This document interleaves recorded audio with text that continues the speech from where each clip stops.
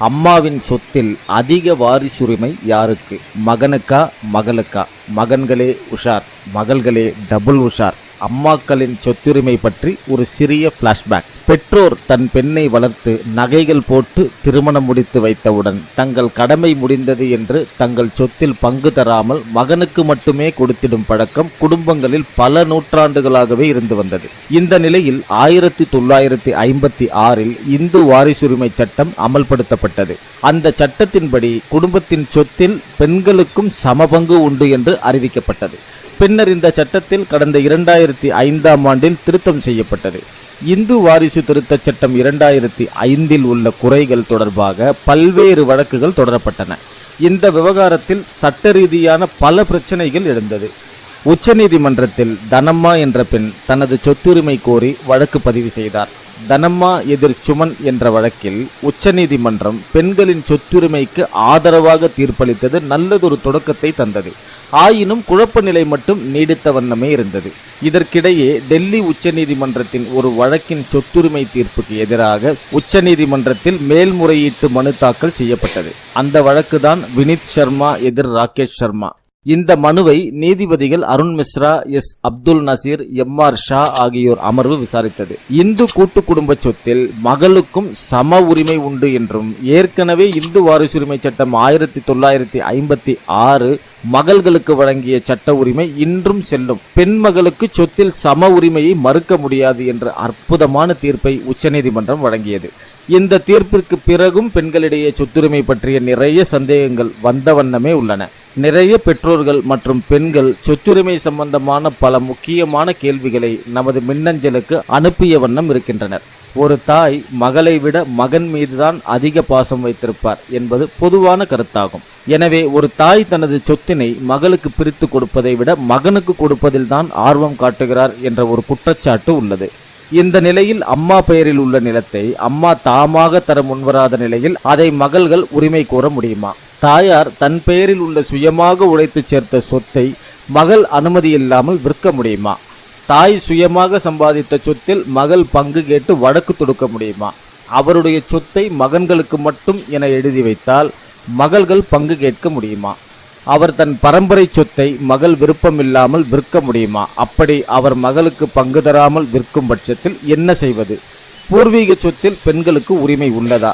இது போன்ற அனைத்து கேள்விகளுக்கும் வழக்கமாக நம் காணொளி பதிவில் சட்ட விதிகளை, அதன் விளக்கங்களை, முக்கியமான நீதிமன்ற தீர்ப்புகளை எளிமையாக அனைவரும் புரிந்து கொள்ளும் வண்ணம் எப்படி பார்ப்போமோ அதேபோல் இந்த கேள்விகளுக்கும் விளக்கங்களை விளக்கமாக பார்க்க போகிறோம். அதற்கு முன்னர் இந்த தளத்தில் என்னுடன் பயணிக்கும் மற்றும் புதிதாக இணைந்திருக்கும் அனைத்து நல்வுள்ளங்களுக்கும் என்னுடைய நன்றிகள். தளத்தில் இதுவரை சப்ஸ்கிரைப் செய்யாதவர்கள் உடனடியாக சப்ஸ்கிரைப் செய்து கொள்ளுங்கள். கூடவே அருகில் உள்ள பெல் பட்டனையும் கிளிக் செய்து கொள்ளுங்கள். அப்பொழுதுதான் நாம் இடும் பதிவுகள் ஒவ்வொன்றும் உங்களை உடனடியாக வந்தடையும். சரி, வாருங்கள் இப்பொழுது நாம் பதிவிற்குள் செல்வோம்.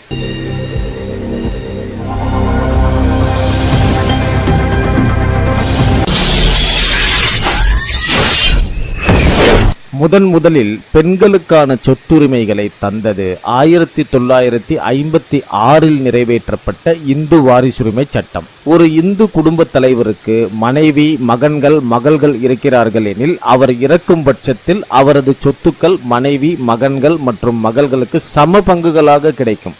இதில் அனைவருக்கும் சம உரிமை உண்டு. ஆரம்பத்தில் பெண்கள் தனது தந்தை வசித்து வந்த சொந்த வீட்டில் பங்கு கேட்கும் உரிமை இல்லாமல் இருந்தது.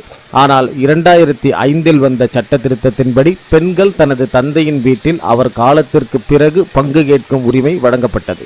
ஒரு பெண் இறக்கும் பொழுது அவள் பெயரில் இருக்கும் அனைத்து அசையும் மற்றும் அசையா சொத்துக்களில் அவளின் கணவர் மற்றும் பிள்ளைகளுக்கு சம பங்கு உண்டு. ஒருவேளை அவளது கணவனும் இறந்துவிட்டால் அந்த பெண்ணுக்கு எத்தனை மகனும் மகளும் இருக்கிறார்களோ அத்தனை பேருக்கும் சொத்தில் சம பங்கு உண்டு.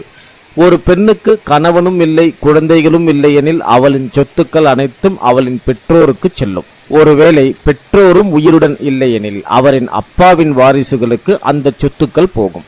அவருடைய அப்பாவின் வாரிசுகளும் இல்லை எனில் அம்மாவின் வாரிசுகளுக்கு சொத்து செல்லும். கணவரோ குழந்தையோ அல்லது பெண்ணுக்கு அவளின் தாய் மற்றும் தந்தை மூலம் பரம்பரை சொத்து கிடைத்தால் அவர் தந்தையின் வாரிசுகளுக்கு அந்த சொத்து கிடைக்கும். அதேபோல கணவரோ குழந்தையோ இல்லாத பெண்ணுக்கு அவளின் தாய் மற்றும் தந்தை மூலம் பரம்பரை சொத்து கிடைத்தால் அவள் தந்தையின் வாரிசுகளுக்கு அந்த சொத்து கிடைக்கும். அதேபோல கணவரோ அல்லது குழந்தையோ இல்லாத பெண்ணுக்கு கணவர் மற்றும் மாமனார் மூலமாக சொத்து கிடைத்தால் அது அவளின் காலத்திற்கு பிறகு கணவரின் வாரிசுகளுக்கு செல்லும். ஒரு பெண்ணிற்கு 2 வகைகளில் சொத்து உரிமையாக வாய்ப்புள்ளது. ஒன்று, தனது சுய சம்பாத்திய பணத்தை கொண்டு தனது பெயரில் நிலம் வாங்குவதன் மூலம் அவருக்கு சொந்தமாவது. இரண்டாவது, மூதாதையர் நிலத்தினை அவர்கள் இறந்த பிறகு வாரிசு என்ற அடிப்படையில் பெறுவதன் மூலம் அவருக்கு சொந்தமாவது. இதில் ஒரு தாய் தனது சுய சம்பாத்திய பணத்தை கொண்டு தனது பெயரில் வாங்கும் நிலத்தினை அவர் தாமாக தர முன்வராத நிலையில் அதனை மகள்கள் சட்டப்படி உரிமை கோர முடியாது. ஆனால் மூதாதையர் நிலத்தினை அவர்கள் காலமான பிறகு வாரிசு என்ற அடிப்படையில் ஒரு தாய் பெற்றிருந்தால் மகள்கள் பூர்வீக சொத்தில் பாகப்பிரிவினை கோரலாம். இந்து கூட்டு குடும்பத்தில் எப்படி ஒரு ஆண் பிறந்ததும் அவனுக்கு அந்த குடும்பத்தின் சொத்தில் உரிமை உள்ளதோ அதேபோல் அந்த வீட்டு பெண்ணுக்கும் பிறக்கும் பொழுதே சொத்தில் உரிமை உள்ளது. பூர்வீக நிலத்தில் மகளுக்கு உள்ள உரிமை பற்றியும் இப்பொழுது நாம் பார்த்து விடலாம்.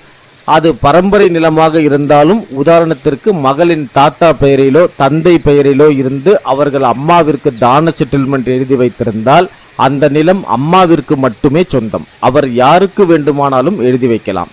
மாறாக மகளின் தாத்தாவோ அப்பாவோ இறந்து அவர்கள் காலத்திற்கு பிறகு மகள் மைனராக இருந்து அம்மா வாரிசு சான்றிதழ் வாங்கி நிலத்தை தன் பெயருக்கு மாற்றினாலும் அது பரம்பரை சொத்தாக கருதப்படும். அந்த நிலத்தில் மகள் உரிமை கோரலாம். சில மாதங்களுக்கு முன் ஒரு தனியார் தொலைக்காட்சியில் ஆண்களிடம் எந்த மாதிரியான மனைவி உங்களுக்கு வேண்டும் என்று கேட்டபொழுது அனைவருமே தங்களது தாய் போல் பாசத்துடன் இருக்க வேண்டும், குடும்ப பாங்காக இருக்க வேண்டும் என்று கூறினார்கள். அதே கேள்வியை பெண்களிடம் எந்த மாதிரியான கணவர் வேண்டும் என்று கேட்டார்கள். அவர்கள் கணவர் கார் வைத்திருக்க வேண்டும், பைக் வைத்திருக்க வேண்டும், வங்கியில் 10 லட்சம் ரூபாய் இருக்க வேண்டும், இவைகளுடன் முக்கியமான கண்டிஷன் ஒன்றும் போட்டார்கள். அதாவது கணவனின் தாயார், வருங்கால மாமியார் உயிருடன் இருக்கக்கூடாது என்று கண்டிப்பாக கூறினார்கள். வரதட்சணை பற்றி கேட்டபொழுது ஆண்களில் பெரும்பாலானோர் வரதட்சணை வாங்காமல் திருமணம் செய்து கொள்வேன் என்று கூறினார்கள். ஆனால் பெண்கள் தங்கள் பெற்றோர்கள் வரதட்சணை கொடுக்க வேண்டும், வந்த வரைக்கும் லாபம் என்று அதை நான் வாங்கிக் கொள்ள தயங்க மாட்டேன் என்று கூறினார்கள். இதை எதற்காக நான் கூறுகிறேன் என்றால், பெண்கள் வாழ்க்கைக்கு பாதுகாப்பு தேவை என்ற விழிப்புணர்வை பெற்றிருக்கிறார்கள். எனவே குடும்பத்தில் ஒரு சொத்தினை பிரிக்கும் பொழுது பெண்களுக்கு உரிய பங்கினை கொடுப்பதே புத்திசாலித்தனமான முடிவாக இருக்கும். இனியும் பெண்களை முந்தைய காலம் போல் ஏமாற்ற முடியாது என்பதை ஆண்கள் உணர வேண்டும். என்ன சகோதரிகளே, நான் கூறுவது உண்மைதானே? பிறகு எதற்கு வெயிட்டிங்? இம்மாதிரியான சட்ட செய்திகள் நம் நாட்டிலுள்ள அனைத்து பெண்களுக்கும் சென்று சேர வேண்டாமா? உடனடியாக ஷேர் செய்யுங்கள். மீண்டும் ஒரு நல்ல பதிவில் உங்களை சந்திக்கிறேன். நன்றி.